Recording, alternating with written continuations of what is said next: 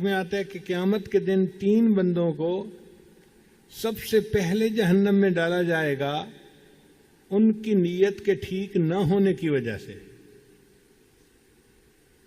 ان میں سے ایک عالم ہوگا،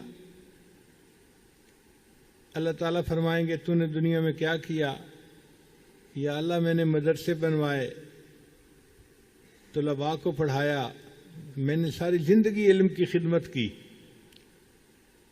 اللہ فرمائیں گے ہاں تو نے یہ اس لیے سب کچھ کیا تھا کہ لوگ تجھے بڑا عالم کہیں، فقد قیل، تجھے کہا جا چکا، اب میرے پاس تمہارے لیے کچھ نہیں، فرشتوں اس کو لے جاؤ اور جہنم میں جا کے اوندا لٹکا دو۔ تو عالم کو سب سے پہلے اوندا جہنم میں ڈالا جائے گا۔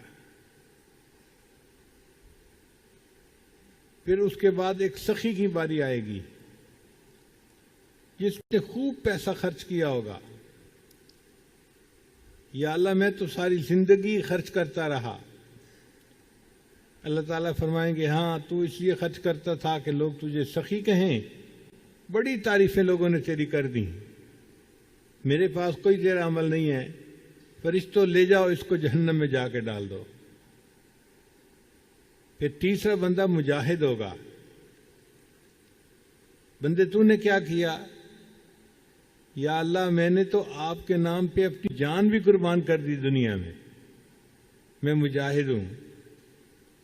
اللہ فرمائیں گے ہاں مگر تیری نیت یہ تھی کہ لوگ تیری تعریف کریں، تجھے بہادر کہیں، تو لوگوں نے تجھے بہت تعریفیں کر کے بہادر کہا، میرے پاس تمہارا کوئی عمل نہیں ہے، فرشتوں لے جاؤ اس کو جہنم میں جا کے ڈال دو۔